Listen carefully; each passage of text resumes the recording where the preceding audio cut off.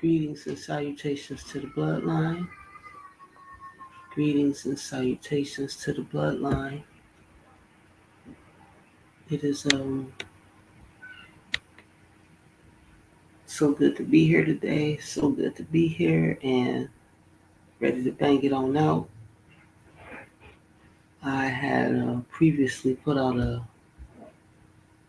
another live addressing the culture vultures that were, messing with our people. And I guess you could say part of it was Bible study, part of it was language.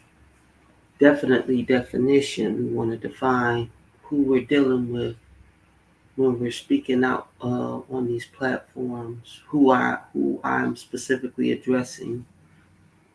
So that last live was for my people and the other people, everybody else. We know who and what you all are. This shit ain't gonna keep sliding, and the only ones that's gonna let it slide is the ones that ain't like us. So this is Jesus, the sacrificial lamb contract. Bible study with the matriarch. This is Salima Ellis. You can find me on Facebook at Salima Ellis. You can also find me on YouTube right here, Salima Ellis. You can also find me at my school page, Universal Mind School of Evolution on Facebook. I have content, really not content. I have curriculum for those who are interested in seeing our realm with a different eye and a different frequency, vibratory frequency than the one that you're currently on. And as always, please get ready to have your mind blown. I'm gonna probably do and say some things y'all a lot of people won't approve of, and I'm used to that. So, like I say again, once again, uh, greetings and salutations to the bloodlines, and we're going to talk about those who not just the Jesus the sacrificial lamb contract, but those who offered us the contract, why they offered us the contract, and boy, you better not accept it. You better not put that Jesus robe on because they killed Jesus. They hung him from a tree. Get it straight, y'all. That story is not what you think it is. And they keep trying to blame you for the death of someone you've never met. The death of someone your ancestors never fucking met. Let's get that clear first. You're being called Jews and Israelites and Hebrews and things like that so that you can be forced to take the blame of murdering someone that your ancestors never even fucking met. So like, subscribe, and share because we about to dive into it. This is Bible study with the matriarch. And as always, my words carry more than my weight in gold. Like, subscribe, share, and hit that Cash App definitely. Salima Ellis, Cash App sign Salima Ellis. So yes, let's get into it. I was up, oh my goodness. I think I started doing this at like 2 o'clock this morning and I was done. I mean, I don't think I laid down till 4:45 till the sun started coming up. Yep, definitely till the sun started coming up.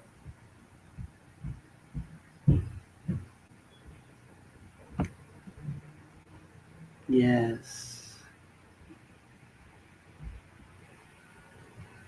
So yeah, this is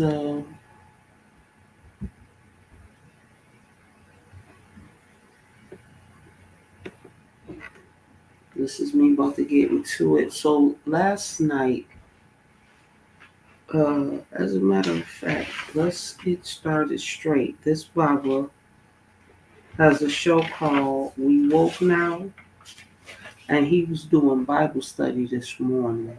Very powerful. It helped explain the Ashkenazi Jews and things like that, who and what they really are. That was, oh my goodness.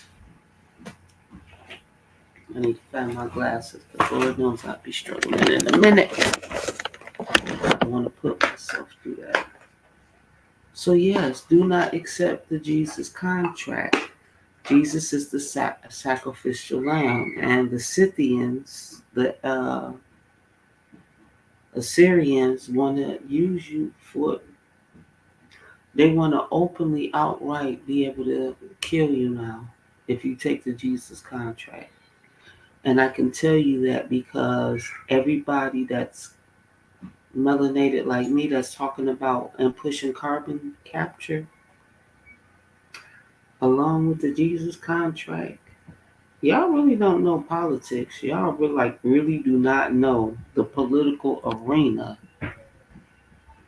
I just be wondering. So yeah, if you accept the sacrificial lamb contract, you will never be able to come out of the belly of the beast. Never. You'll be so far in that you just nothing I say or any other master teacher, master student that's come up here to say to help you all. Because some of y'all are in deep already. Let's just get that clear. I'm quite aware that some of y'all are in quite deep already. So, like I said, we woke now had a Bible study last night called "They Are Not Us and We Are Not Them," and he went into the descriptions of the Scythians, which he said were the Assyrians, which I wholeheartedly agreed with, and they are from the line of Adam and Eve. Okay, because they do get replaced. So listening to that live with the Bible last night from We Woke Now about the Ashkenazi Jews, of course, my mind started just going its own way. So then I realized that this line is from the product of these lines that are warrior lines created to war with us for whatever reason. And the Grim Reaper came up for me. So let's get in some. Yeah, let's get into some of this. hmm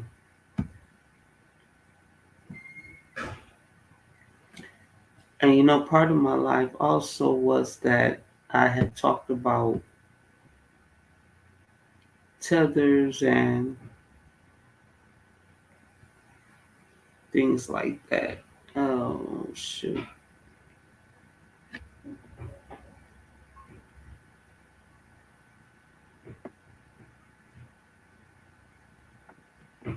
And how they have been insulting us with the we don't have a culture. And I made it perfectly clear that you're right, we don't. Because we're the only beings on here with a soul. Some people will try to negate that. So I wanted to just go a little deeper. Because in some parts of the definition for a soul, it does say that it tried to include humans a little bit, but I know better.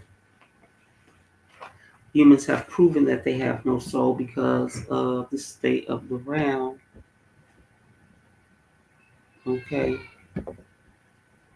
so let's do this. Present, share screen, share screen.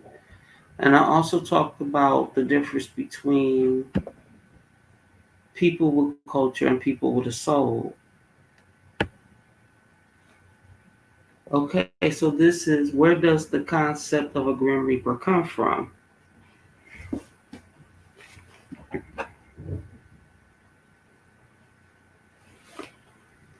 So as you can see, this Grim Reaper, um, for thousands of years, various cultures have this. Also, this is from Britannica, and I love Britannica. I wish I still had the set that my father had bought when we were children. Boy, you talking about some informed kids? We was ignorant with it. For thousands of years, various cultures have had stories of spiritual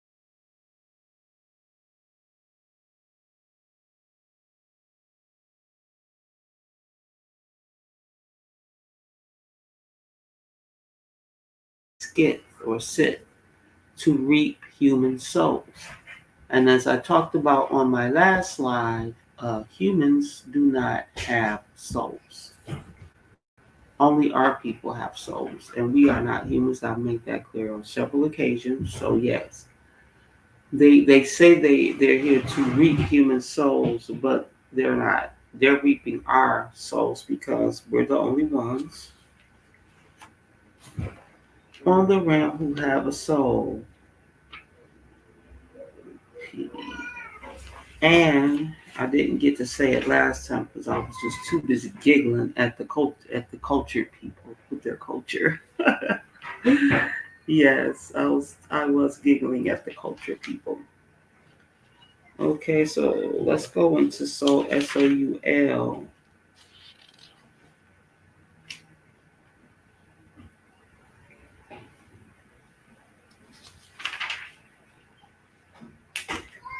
So here they did on the first soul, the spiritual 2A now, the spiritual principle embodied in human beings, all rational and spiritual beings, or the universe.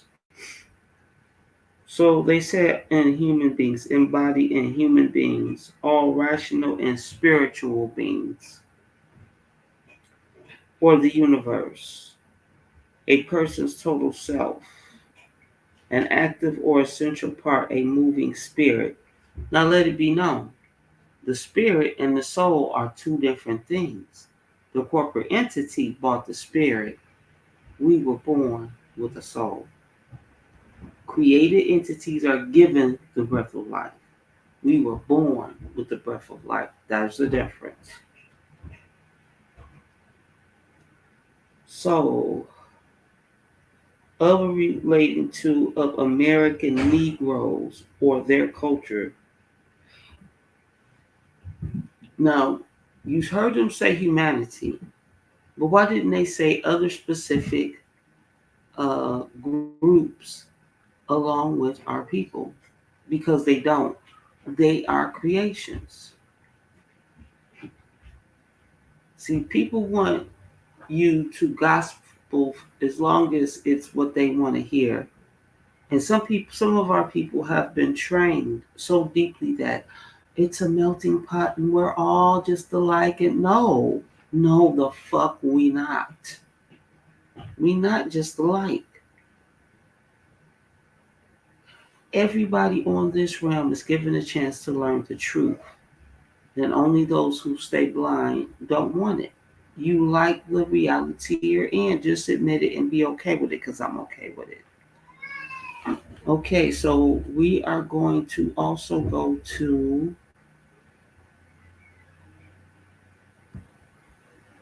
hmm, let's finish reading this though. But how and when did this imagery come to be associated with death? It came to be associated with death because it's the Erebos, this serpent eating itself. It's hungry. It came here hungry. The Green Reaper seems to have appeared in Europe during the 14th century. It was during this time that Europe was dealing with what was then the world's worst pandemic, the Black Death, believed to be the result of the plague. It is estimated that about one third of Europe's entire population perished as a result of the pandemic, with some areas of the continent suffering far greater losses than others. The original outbreak of the plague occurred during 1347 through 1351, and outbreaks then occurred several other times after that. So clearly, death was something that the surviving Europeans had on their mind. And it is not surprising that they conjured an image to represent it. They didn't have to conjure an image. It looks like the Pope in a long gown with those divining rods, him and his bishops walking around in the church like I see them doing. Why the skeletal figure? Why the Sith? Why the robe? Skeletons are symbolic of death, representing the human body after it has been fed off of, after it has been decayed. The robe is thought to be reminiscent of the robe that religious figures of the time wore when conducting funerary services. The Sith is an apt image taken from agricultural practices of the time. Harvesters used sieves to reap or harvest crops that were ready to be plucked from the earth. And well, that's kind of what happens when humans die. They are plucked from the earth. So anytime you step into these places, these churches and things like that, these cultural places that are synagogues, churches, and mosques, you are being reaped by this thing called the Grim Reaper. Make no mistakes. When you step in them, you are being reaped by this thing, this Grim Reaper. So the ones that really look like the Grim Reaper are the Catholic Church. They are not here among you. They had to put Grim Reapers that look like you, that would make you feel like you were being represented in this space where you are loved and blah, blah, blah.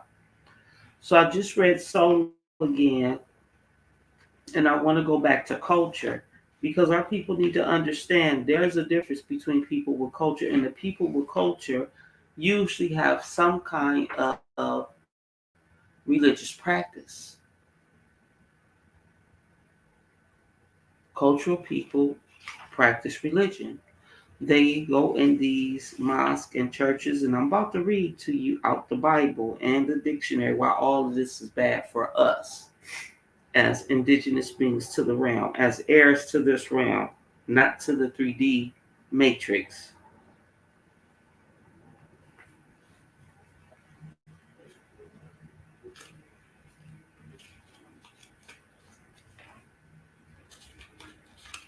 So I'm going back to culture,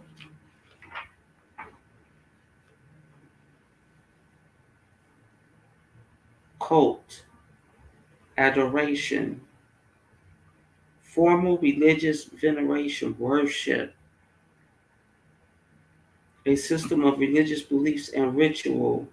So their ritual is their culture, and their culture is to venerate people and mimic them because they have no soul. When you have a soul, you can manifest and create things, and you can do this outside of their realm. People with a soul, our people with souls, can manifest outside of their realm. See, just think about what you're manifesting when you're inside the 3D matrix on their chessboard of the things that they say are possible within this realm that they've created. Just all the things that they say. Now, you have the ability to leave this matrix. Believe it or not, all the lies and all their pick me's and all of their people that want to get next to them, they're going to tell you, oh, that's impossible, but that how can that be? When I can see through the veil just fine.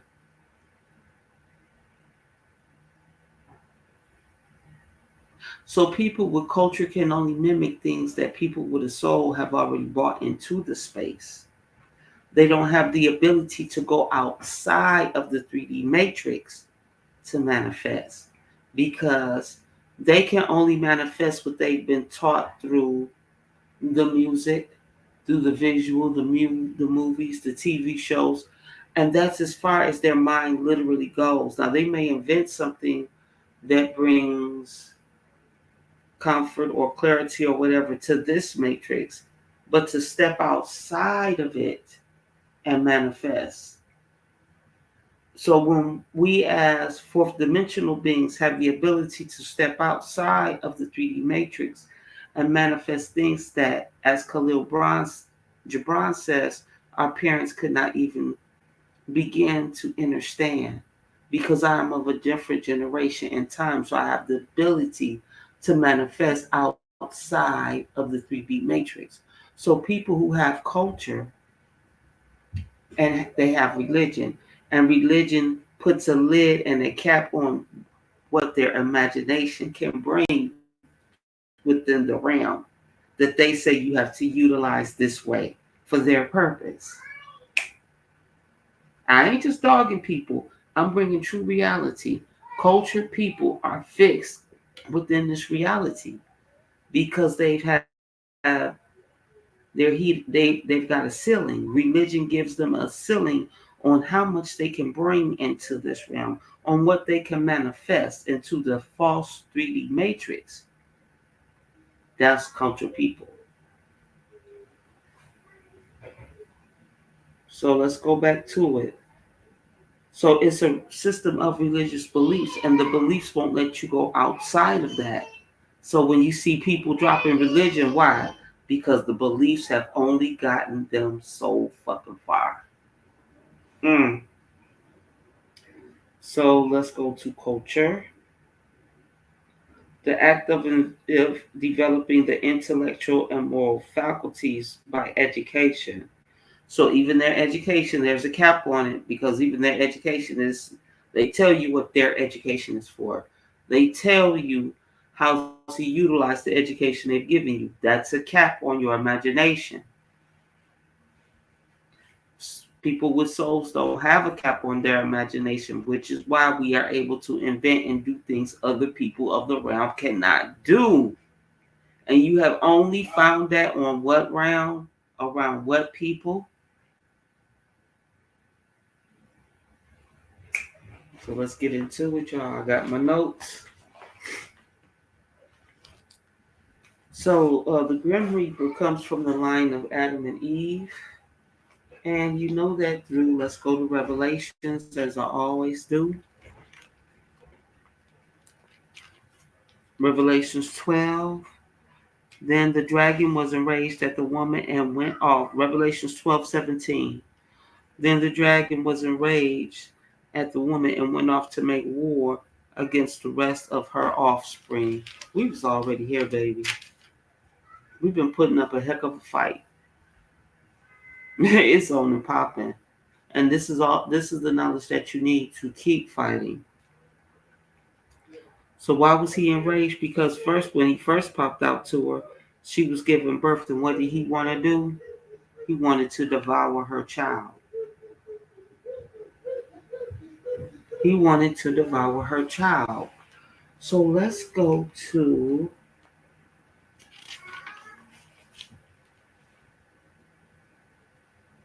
Genesis 42.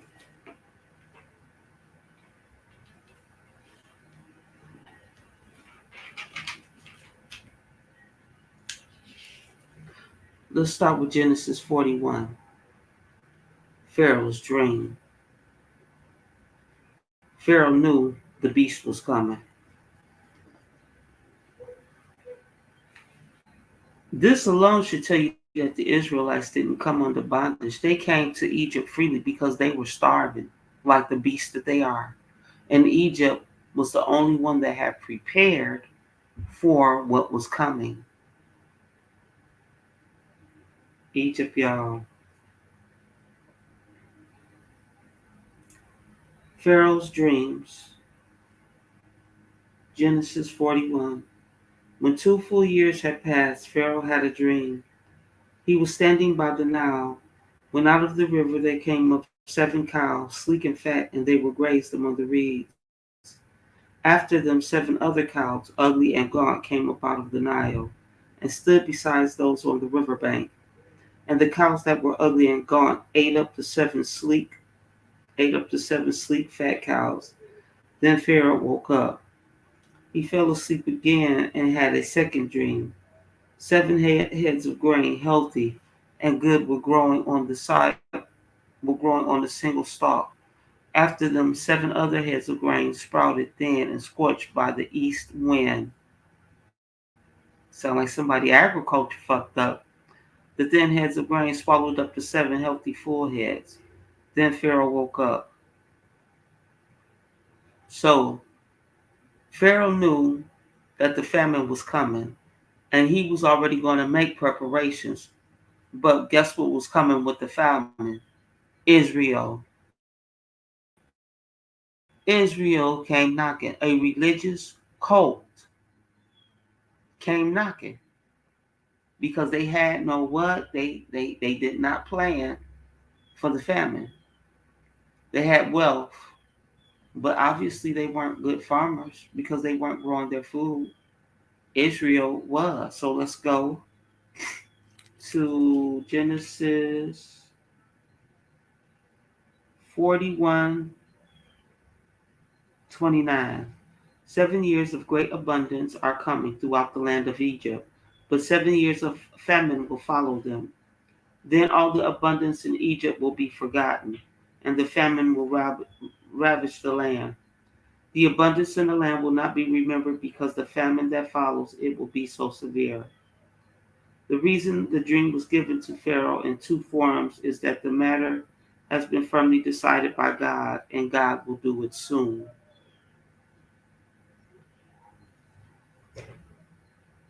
Genesis 41:34.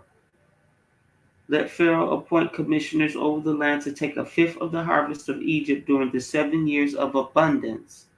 So that means he began to prepare for the famine so that his people could eat, not Israel.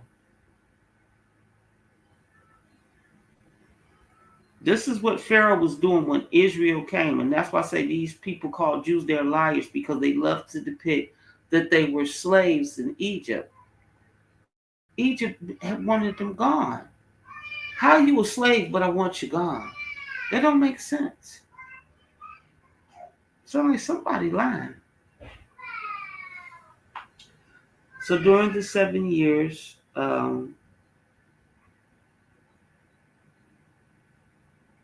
this food, okay, they should collect the food for these good years that are coming and store up the grain under the authority of Pharaoh to be kept for the cities for food.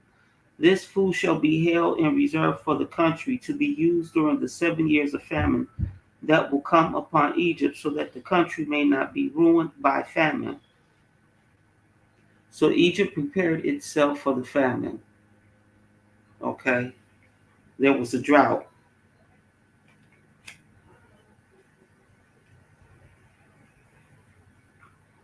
Notes. So Israel comes to Egypt hungry. 42:1 and 2. When Jacob learned that there was grain in Egypt, he said to his sons, "Why do you just keep looking at each other?" He continued. "I have heard there is grain in Egypt. Go down there and buy some for us so that we may live and not die." Israel was starving. The beast was already hungry. He came to Israel hungry. He had wealth, but he came hungry. He didn't know what he was doing.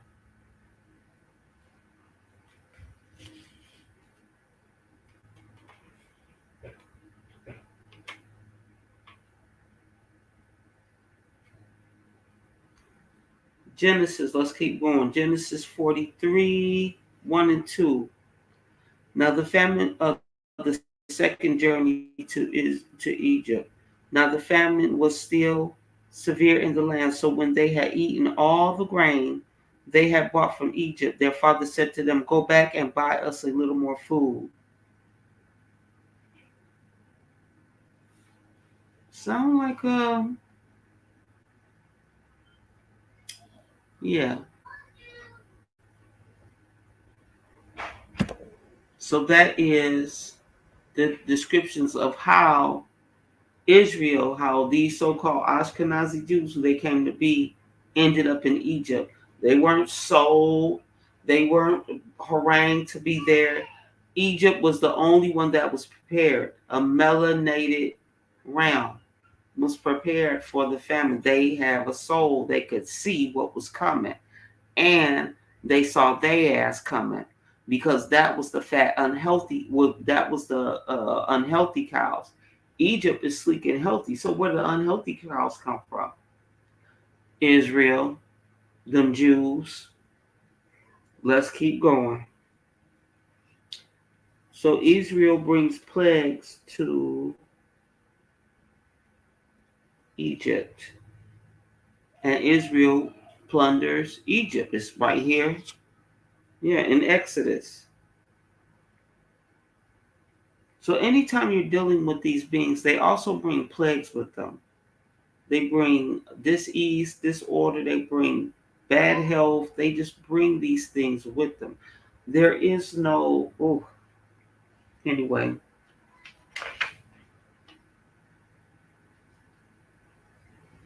Merriam-Webster's New Collegiate Dictionary, reap, to cut with a sickle, scythe, or reaping machine. To clear of a crop by reaping, to gather by reaping, harvest, obtain, win something, scythe. Ooh. More at saw. Implement used for mowing, as in grass, composed of a long curving blade fastened to an angle to a long handle. What do these entities bring with them? So these beings, these soulless beings, bring plagues. I just read with the plague of the Grim Reaper. So whenever you see the skull and stuff like that, that's what people mean. Like these things, they're coming. Oh boy, they are like death walking. They are like walking plagues. So let's go to plagues. Middle English, Middle French, Late Latin, plague, a blow, akin to plangere, to strike, more at plaint. One, a disastrous evil or affliction. So imagine that you are Egypt and you have taken in Israel, but because Israel is acting petulant, they're bringing these plagues, they're bringing this filth with them to harm Egypt, who has fed them well, who has treated them well. A destructive, numerous influx. So right now we're going through a plague of immigrants, and that's why I say this ain't ancient history. This ain't playbook. This ain't day-to-day playbook with our people, and y'all not paying attention. This ain't got nothing to do with religion.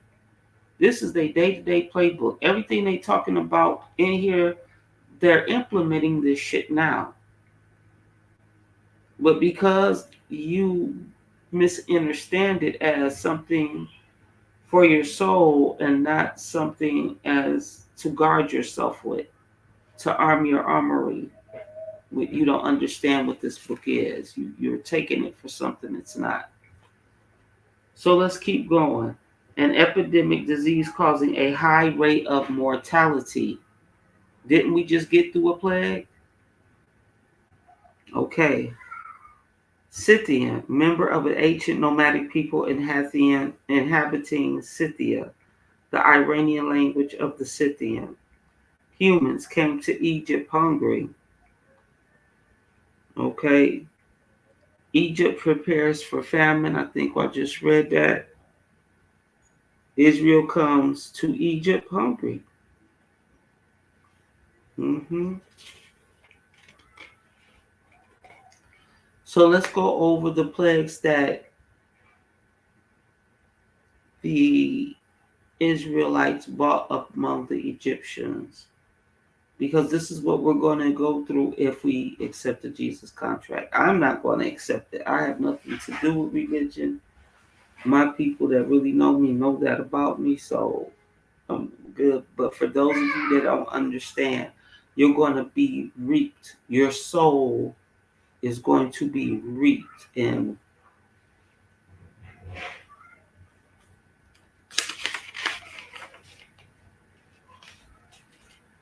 So let's go to the plagues.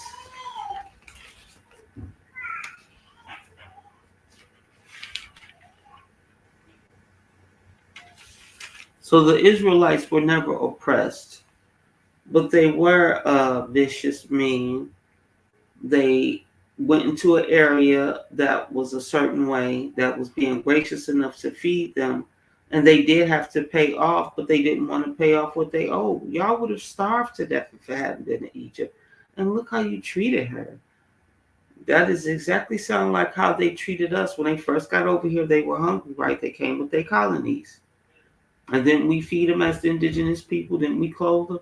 And now look how petulant they're acting towards us. They've used liens and measures and come up with all type of harmful shit for our people. This is the end of y'all. So for plagues, we have Exodus 8. They had the plagues of frogs, the plagues of gnats, 8:16. The plague of flies, 8:20. The plague of livestock, 9:7. The plague of boils, 9:8. The plague of hail, 9:13. You see, so it's like it just never ends. They just kept plaguing these people. Y'all came here to us hungry, and now you plaguing us. So one of the plagues that I really wanted to get into that they've been practicing on us, the plague of blood. Now this is why the plague of blood.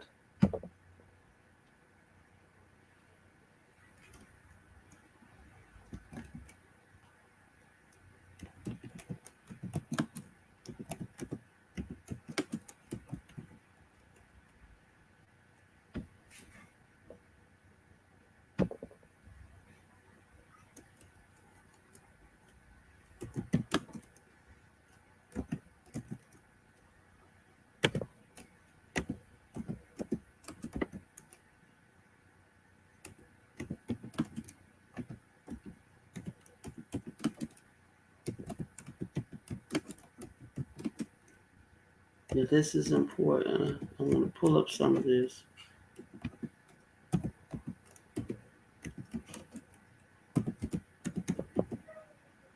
So let's go here. Okay.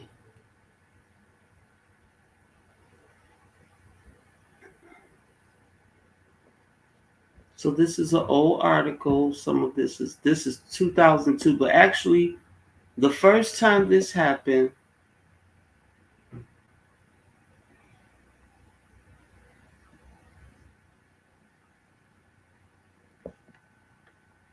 the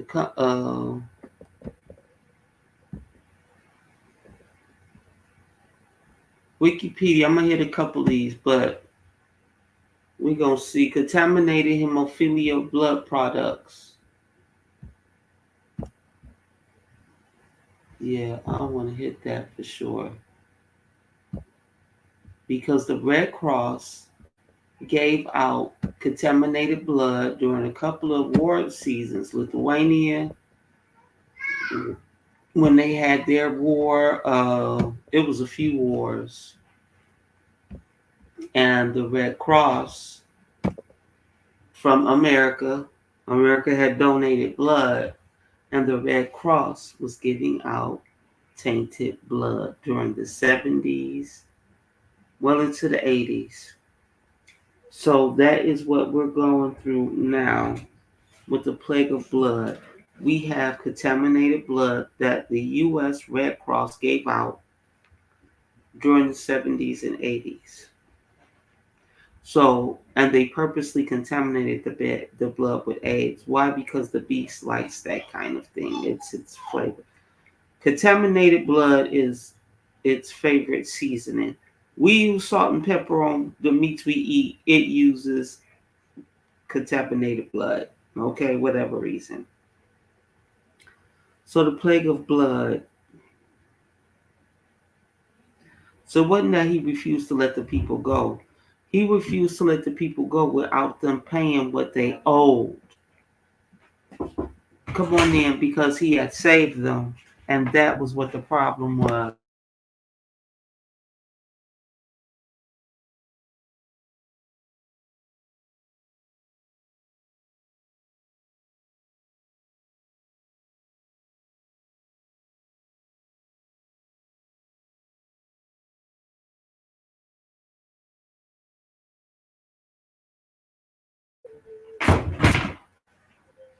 So yeah, they had given out this contaminated blood across the realm, contaminated hemophilia products. In 1981, initial concerns. This is from Wikipedia. In 1981, the concern was growing out over an unidentified infectious disease associated with immune system collapse that would later become known as AIDS. In the U.S., it was found mostly in homosexual men and intravenous drug users, while in France, a more diverse group of patients was affected. On July 16, 1982, the United States Center for Disease and Control and Prevention reported that 3 hemophiliacs had acquired the disease. Epidemiologists started to believe that the disease was being spread through the blood products, with grave implications for hemophiliacs who had routinely been treated with concentrate made from large pools of donated blood. Who runs the medical system in this country?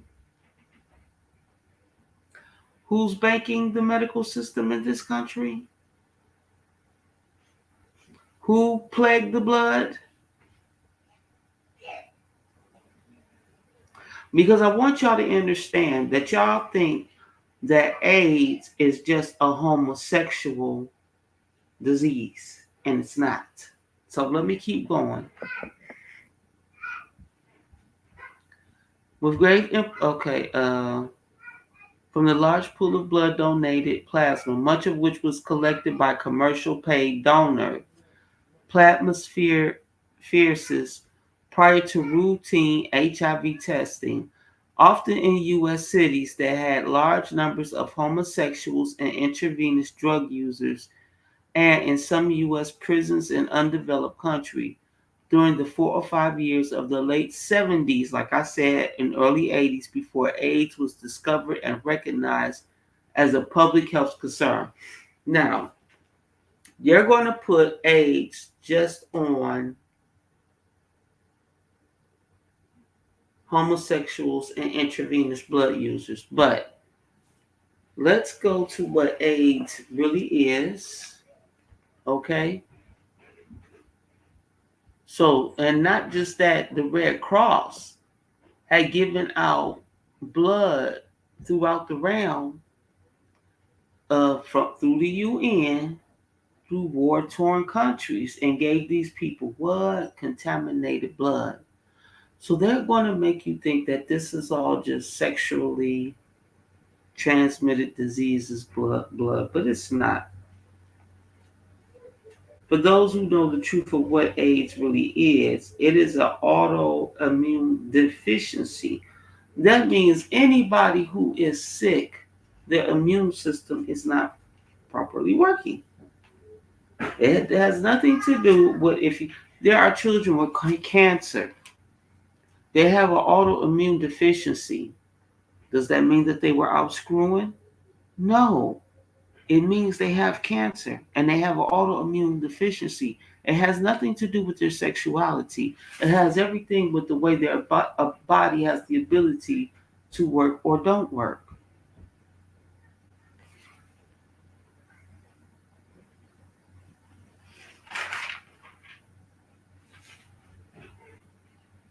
So let's go here.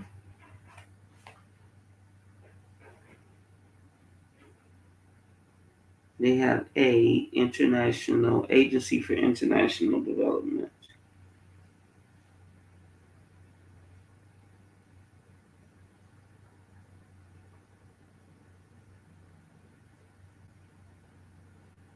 So now It's not in here.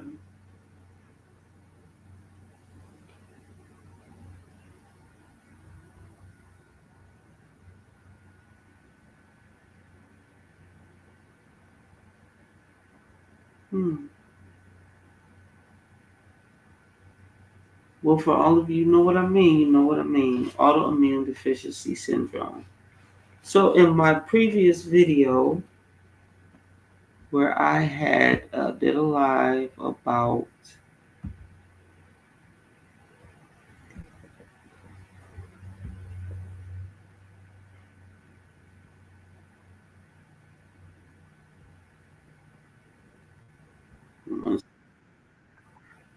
okay.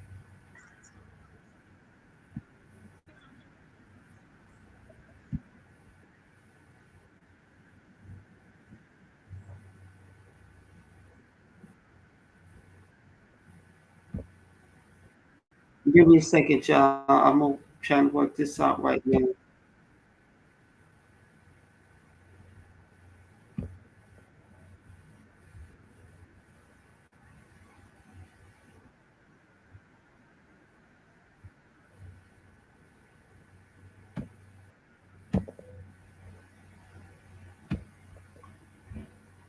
Okay, give me a second because I want to play a part of this video.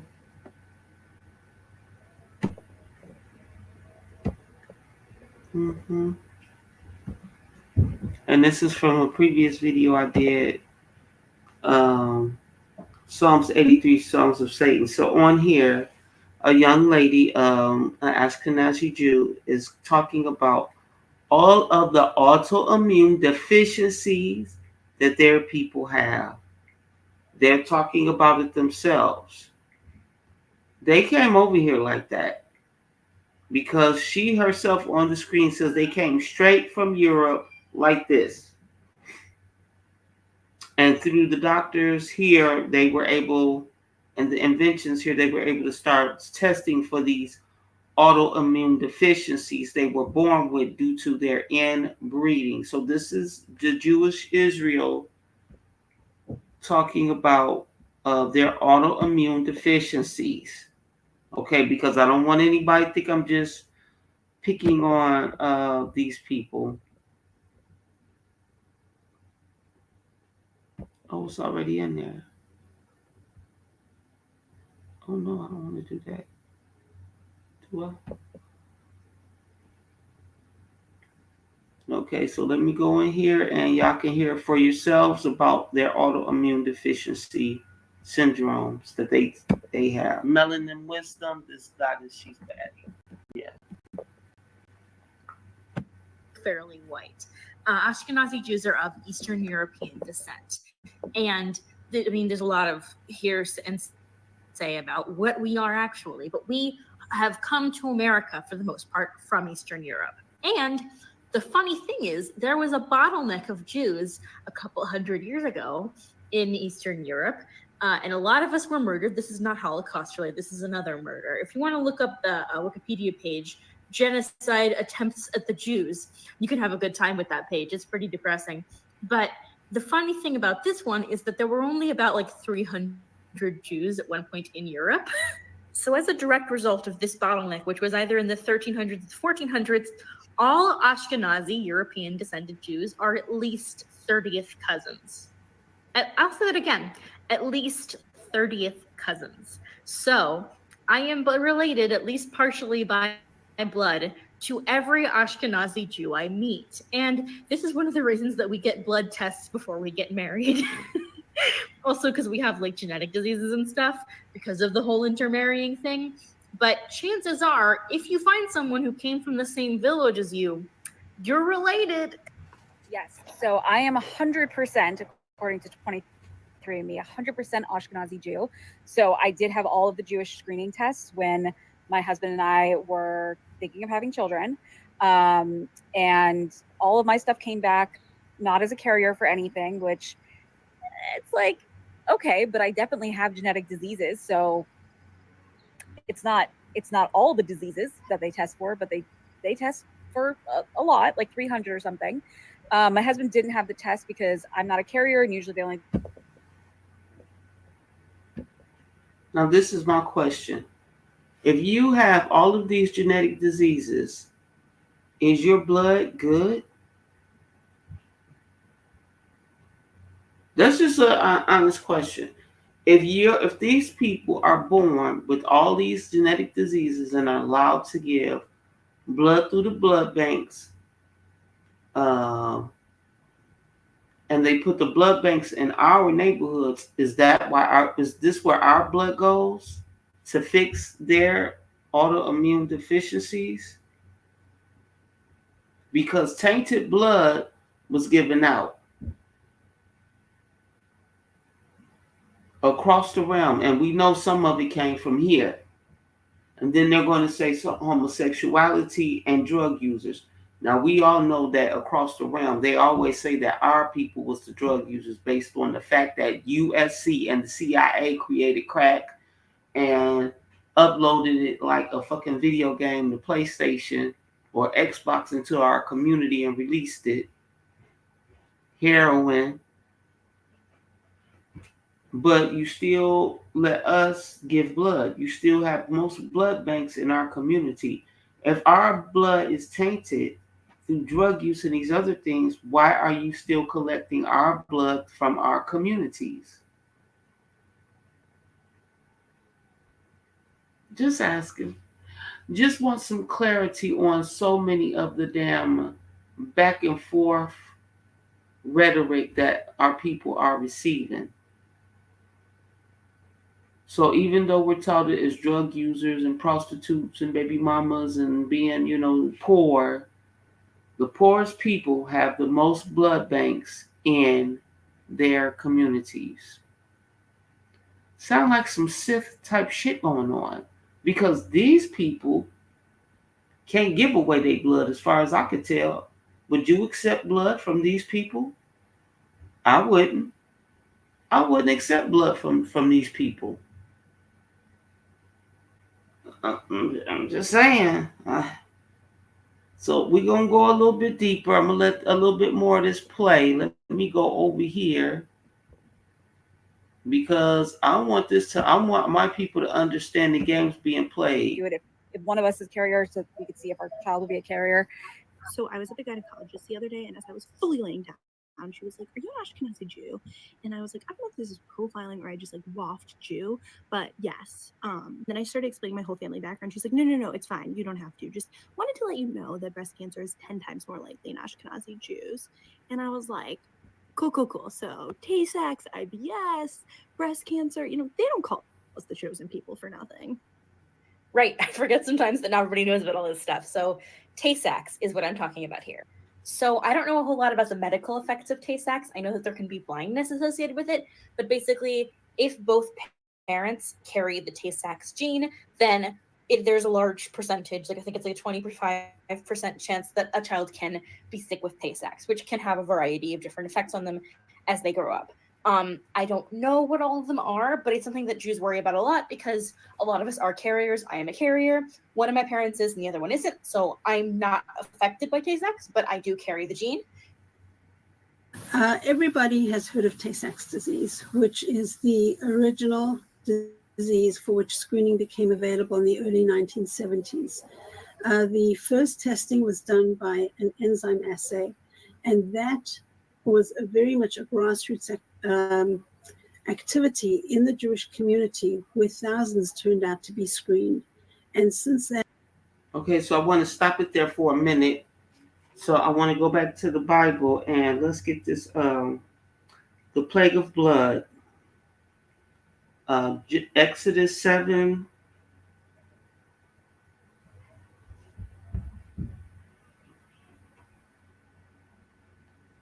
Exodus 7:18. The fish in the Nile will die. The river will stink. The Egyptians will not be able to drink its water. The Lord said to Moses, "Tell Aaron, take your staff and stretch out your hand over the rivers of Egypt, over the streams and canals and over the ponds and all the reservoirs, that they will turn to blood. Blood will be everywhere in Egypt, even in the wooden bucket and stone jars." So these people were plaguing these people that had opened up their doors, their homes, and fed them because they didn't want to pay back the debt they owe. And Egypt wanted them gone because the new Pharaoh, after the old Pharaoh, and whatchamacallit was dead, he wanted them gone. Look, we done did our due. Y'all still sucking us dry. Y'all don't know how to farm. What's up with that? This is all y'all do? So yeah, they had to go. So they made sure that the Egyptians wouldn't be able to see Jews drink blood. They're meat eaters. That's what they were taught. That's what they do. Because they knew that the Egyptians wouldn't touch it, but y'all would. And for those of you that probably wouldn't, you prepared ahead of time. You knew this was coming. Just like y'all knew y'all time was coming, but you didn't want to pay up. And then you still ransacked them. That's why y'all gonna pay. Mm-mm-mm. So let's go back to these anomalies. At that time, the number of babies born with Tay-Sachs disease in the Jewish community has decreased by 90%. It was a very effective campaign. It still is a well-known disease, and pretty much everybody of Jewish descent knows that they should be screened, and so do their doctors. The problem with Tay-Sachs is that it is not just a Jewish disease. It occurs in other communities, and with intermarriage, that is becoming more of an issue because some places screen only with DNA testing, and the DNA testing has mutations or gene alterations that are geared to the Jewish community and not the community in general, not the general population. So if someone who is not Jewish is screened without the enzyme, you could miss that person as being a carrier. And one of the things we're undertaking in our department here right now is a research study in the Irish community, because we have seen a number of babies born with Tay-Sachs disease to Irish families in Philadelphia, and we want to establish the carrier rate for Tay-Sachs in the Irish, and then provide guidelines for screening the Irish population. It also occurs in the French community. So these beings bring the blood plague with them because they already have all of these genetic anomalies. They come with AIDS. So we haven't seen boils. Our people didn't experience boils, hail, locusts, plague of the firstborn. We didn't have all these experiences until we opened up our door and our land to these people.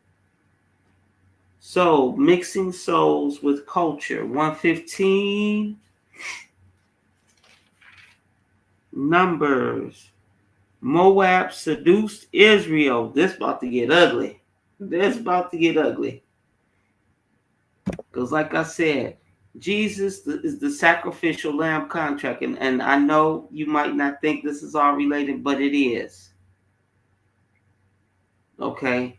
Because Jesus is supposed to accept those who are sick and ill, and that ain't gonna never change. That's the thing. That gospel was for a people that would never ever change, and they can't change. Why? Because it's genetically ingrained in them. Yep, catch. Let's keep going, people. It's genetically ingrained in them. So Moab seduces Israel. 25:2-3.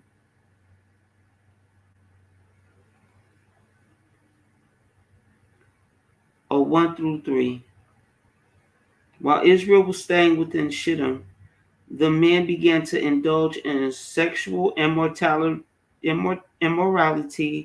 with Moabite women. Moab. Didn't I say Ammon and Moab was here? And we shouldn't be mixing with them? A lot of our people been telling y'all that. This is why. Who invited them to the sacrifices to their gods, idols. Who's being sacrificed? Your ass. You think you invited to the party, but no. Every time you around, a bit of your soul is reaped to their gods, to their idols. The people ate and bowed down before these gods. So Israel joined in worshiping the Baal of Por, and the Lord's anger burned against them. Okay? So now Israel is in trouble because they laid down with Moab. So basically, these people, they like to intertwine. Basically, the Amalek been laying down with these people. We not supposed to be in no church, no shrine. This is the temple. This is the church. This is the shrine. That's why you cannot accept this Jesus contract with good faith. You would be in dishonor because you did not understand that if you're a carbonated, melanated being, this is the church. This is the shrine. This is the temple. And for you to step into one to look for something outside of yourself, you will fit. They broke the law. They stepped outside of themselves and looked for something that was already within. So Moab says they're going to expose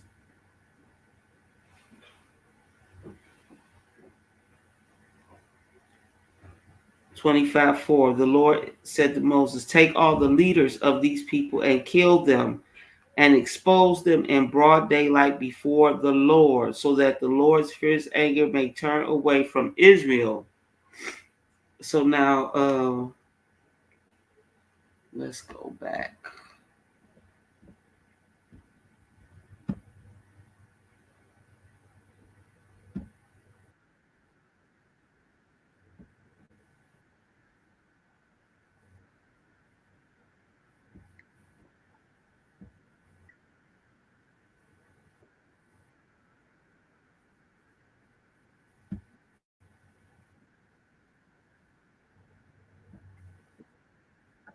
So this young lady, she still, she messed up. I love her because she can't help it. And I feel her. I feel what's going on, but they can't stop. They're already so deep into what they've been doing. So the Lord said to Moses, kill them and expose them in broad daylight. So this is them being exposed in broad daylight. Penthouse, Playboy, bestiality, fetishization. These are the people. Yeah. Which we recommend preconceptually. What he say do. So let's not get it twisted. For one, which we recommend preconceptually, as in before you get pregnant and preferably at the time or before you get married, so that you and your partner know what your status is. now these specific genetic diseases comes literally from inbreeding, from incest specifically, like no other way. These diseases are created from incest. So to avoid it, you have to stop sleeping with your relatives. You got to stop inbreeding. Like that's disgusting. That's just disgusting. You have to stop doing that.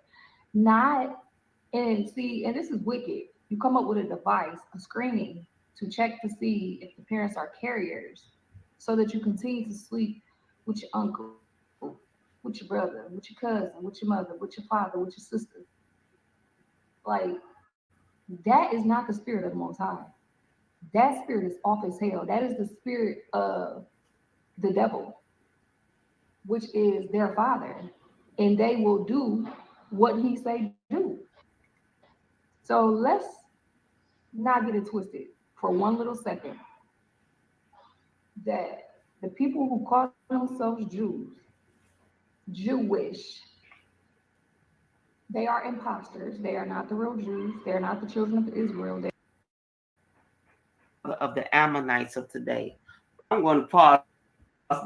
These who are both referred for treatment of diseases based on criteria provided through the American College of Medicine. 19, Lot and his door. Sorry, y'all. I really am. I was looking for a part.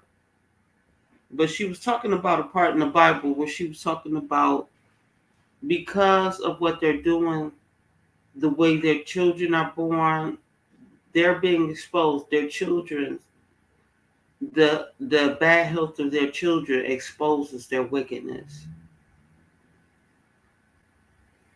Okay? The health of your community exposes how good you are, how healthy you are, or if you're being morally foundationally correct, or if you're being amoral. The health of your community reflects whether you're dealing with a moral community or a morally stable foundational community. Remember that. So let's go to 25, 8, and 9.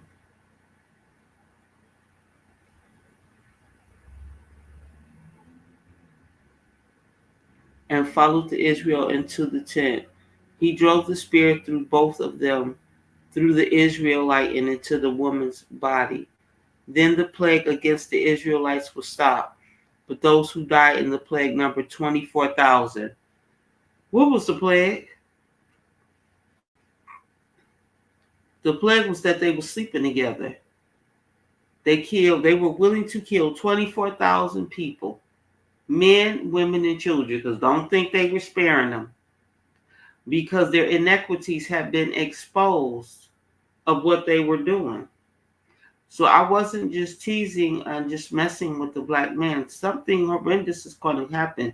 Anybody who's sleeping with these beings is going to be exposed, and your children might not make it too, because when we have this talk about black or white and having mixed children, we have to realize those children have it the hardest. They're not accepted really on either side. They really have to make their own community, or they're going to be in so much danger, because they're being used definitely by their palm colored peers. And most of our people, half the time, don't want anything to do with them. We think they're dangerous, and they are, because they love the palm color, and we don't. We know what their parents are. So mixed children will always be stuck between a rock and a hard place when it comes to deciding whether or not they want to fully merge within our community or be within their palm color community. And I wouldn't trust anybody that has a choice like that. That's just me. That's just me. So Hosea, page 638.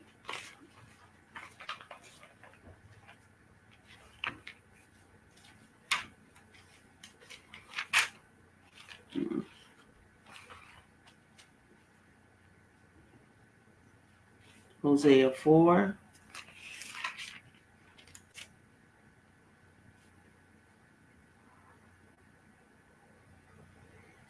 The charge against Israel. Now, this is the charge against the Amaleks, actually, because this is how y'all acted. The Jews in Israel, they've been like that. They ain't changed. They've been like this since they hit the realm. This is because we not acting right. Hear the word of the Lord, you Israelites, because the Lord has a charge to bring against you who live in the land. There is no faithfulness, no love, no acknowledgement of God in the land. There is only cursing, lying, and murder, stealing, and adultery. They break all bounds, and bloodshed follows bloodshed. Because of this, the land mourns, and all who live in it waste away. The beasts of the field and the birds of the air and the fish of the sea are dying. Yes or no? Google it. The fish of the sea. They just started seabed, mining off the seabed floor. So the fish, they got those videos of the fish spinning around. They got these fish farms in our oceans create more feces of unhealthy, genetically modified entities shitting in the ocean, poison in the world. And you wonder what's wrong with the whales and all that other stuff. They don't want that in their house. You never asked them for permission if you could do that there. They probably would have told your ass no. And that's the thing about man and his religion. He don't ever ask forgiveness for the people he fucked over. He asked forgiveness from Jesus. Because it's better to, and he really believes this, it's better to ask for forgiveness than to ask for permission. Because you know you're wrong. So this is what we're dealing with when we're dealing with people who have a culture versus people with a culture versus people with a soul. So soulful beings entering into cultural spaces and being reaped. When you enter cultural spaces like churches, mosques, synagogues, Jehovah Witness halls, I don't care what you call it, there is a grim reaper there. Every time you say amen and affirm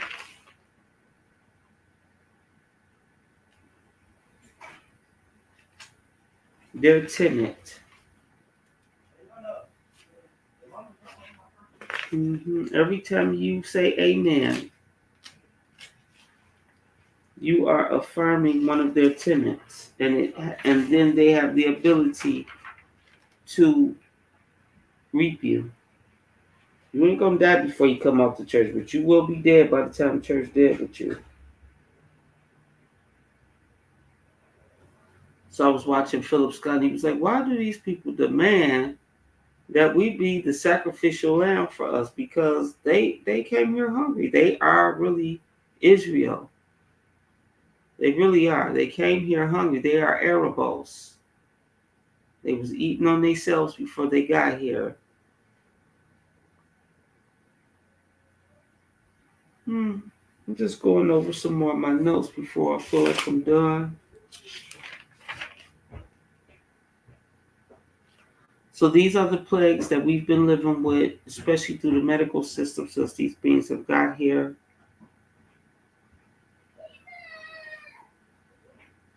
The plague of blood was really important. We need to understand the plague of blood. And the plague of, now you have to understand, most of these things that I mentioned, they have a genetic, like they genetically have frog in them. They genetically have gnats in them. They genetically have fly. Like you can go online and look up that humans they have mixed genetics with all of these entities. The plague of livestock, they have they share genetic makeup with all of these plagues. The plague of blood, they share genetic makeup with plague blood because they're diseased. They say it in the video themselves. So let's be aware. All of them talking about we have no culture. You are freaking right. We have souls, and we are not plagued or diseased except mentally by interacting with you people.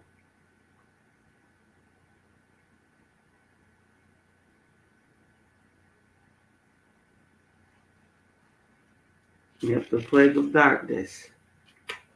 So this is what we've been dealing with. I didn't want this to be too long either. I just wanted to back up that this is what happens to us when we deal with these people and their culture. See, we got sucked into the culture. And then tethers and immigrants were able to come over here, mimickers, and now we're plagued. We're plagued with immigrants in our communities. No other community. We're plagued with immigrants in our community. We're plagued with vampires in the political who have control over our money, taking our money and giving it to everybody else. So we're plagued because we won't walk away. We work too hard. We've put so much in. We want what we work for. So now they're throwing these plagues at us to see how bad do you really want what you work for.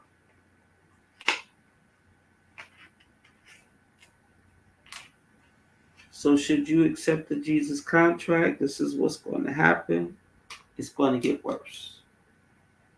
It's going to get worse. It's going to get worse. It's going to get worse.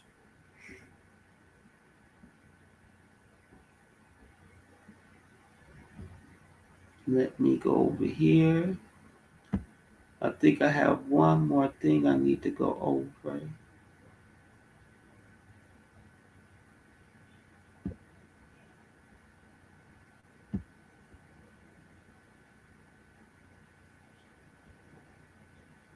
Okay.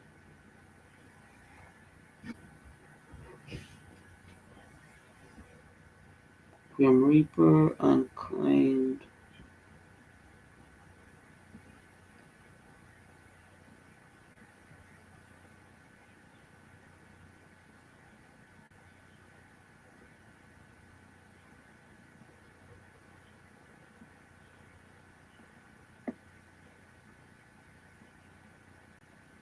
Netanyahu meets visiting Black Jewish caucus. I believe that was last year.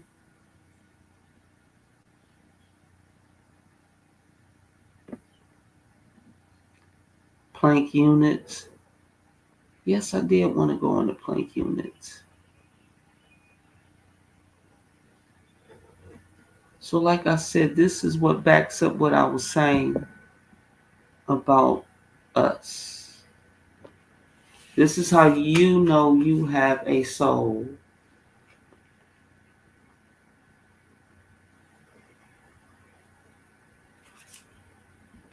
Planck units have what? Little anthropocentric arbitrariness. What is the belief that human beings are the central or most important entity on the planet. Now, you're described as a unit. And when you think of units, you think of a product. At least I do. I think of a product, okay? When I hear the word unit, I don't think of a person, okay?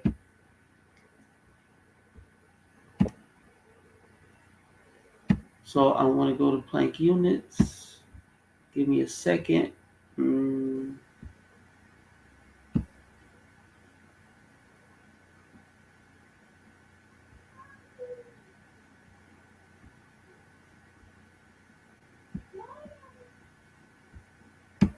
Yeah, so I want to tie this up real good. Let's get out of here with a real tie up. So we've got Planck units, and Planck units have souls. Why? Because Planck units do not believe. They're arbitrary to the belief. That means I'm the opposite. I'm arbitrary to the belief that human beings are the central or most important entity on the planet. So if you're just a unit and you don't walk or talk, how can you have this belief or have an arbitrary belief system that humans are the central or most important? Because you're not a product. So this is how they had to write you up. So let's go to Planck units to the top.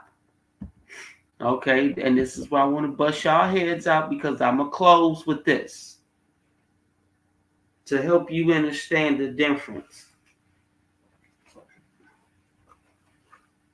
between our people and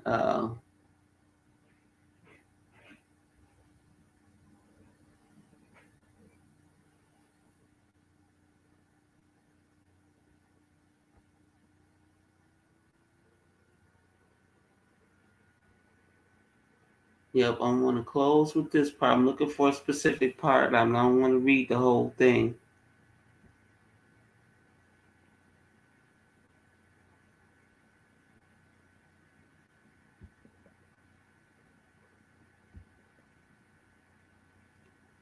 Okay, let's go ask the AI. Let's ask this computer.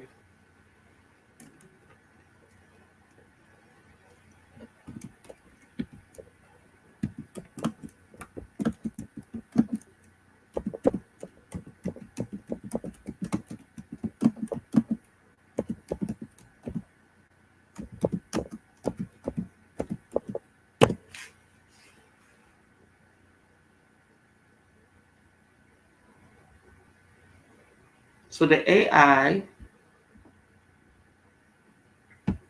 is saying to me, this AI overview,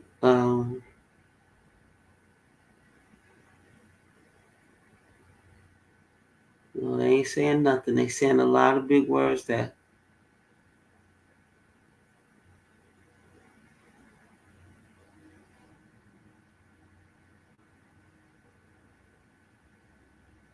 okay, let's keep going. I don't delve into nothing or I don't understand.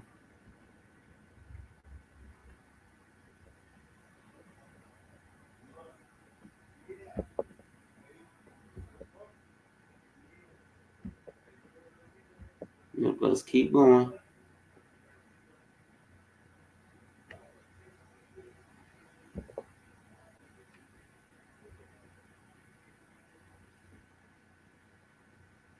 You got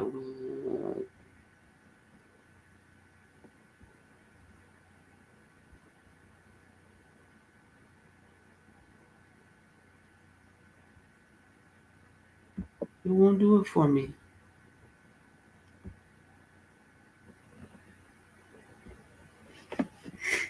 Let me see something.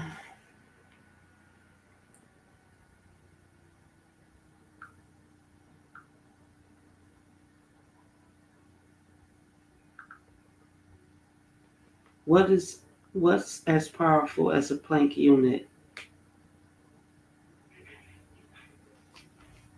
Nope, it won't do it. Let me gotta type it in.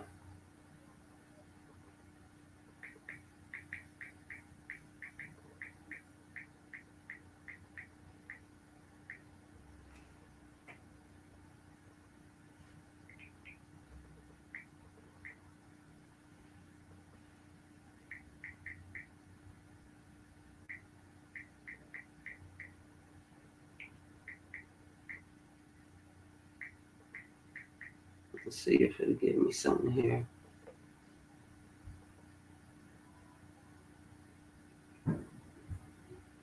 Okay, this is a different one. These motherfuckers is a trip. Okay, I'm gonna show you the ones off my phone. Planck units are a system of units that physicists use to measure physical quantities like time, mass, and charge. So a being that you talk about as if it's a unit product are the very beings you base. You measure physical quantities like time. So time comes from you, how much time you're willing to give these beings. Mass and charge. The units are named after physicist Max Planck, who invented most of them in the 1900s.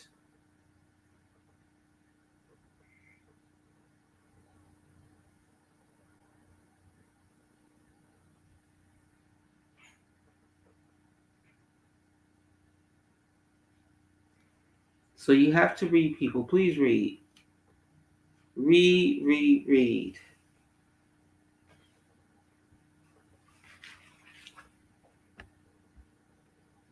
What was I looking up? So I read about the soul, but I didn't read about the other soul we are connected to in the dictionary. QRSOL.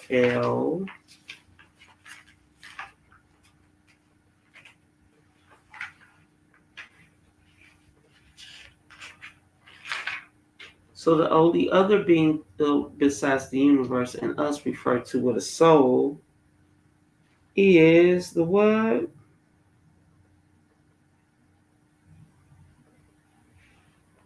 Soul. Merriam-Webster's Dictionary, page 1105. Middle English from Latin, the sun.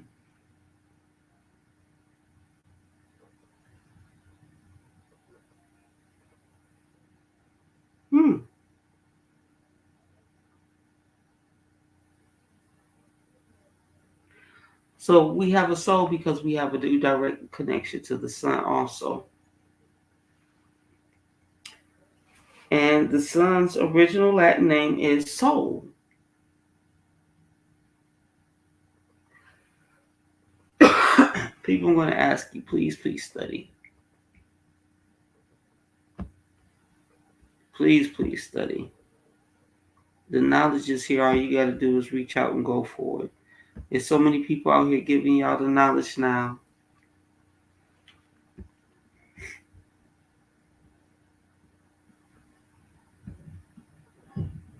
They always want to tell you about yourself, but not directly. Never directly.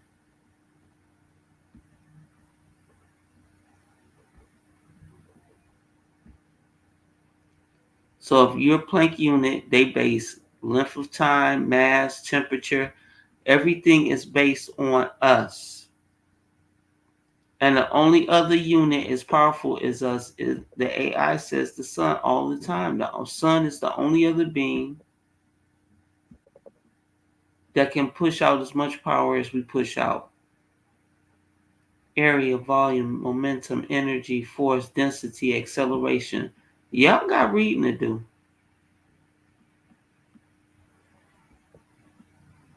Yep, y'all really got reading to do. I don't even know we left off. I need to listen to the last video so when I do come back. Non-dimensional equations, and that's another thing. It's a part of us that cannot be equated, which is why they never leave us alone. Non-dimensionalized equations, physical quantities that have different dimensions such as time and length, cannot be equated even if they are numerically equal. E.g., 1 second is not the same as 1 meter. In theoretical physics, however, this scruple may be set aside by a process called non-dimensionalization.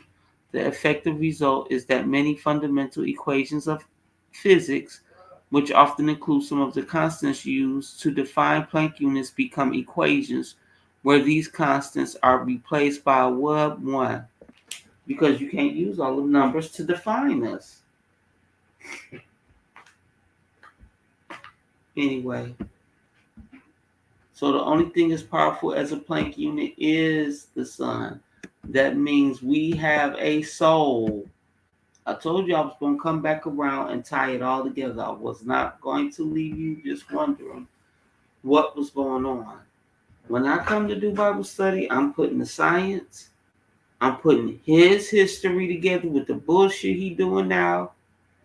Like I said, this has nothing to do with religion. This is a freaking fucking playbook.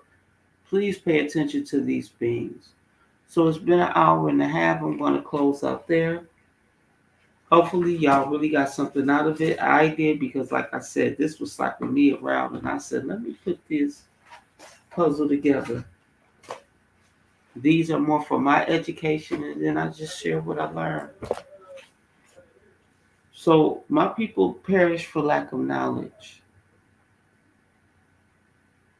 And you have knowledge. You have knowledge of Asian culture, Indian Vedic culture, African different countries in Africa. You know about their cultures. You know their African dances, but you have no clue about who you are as self.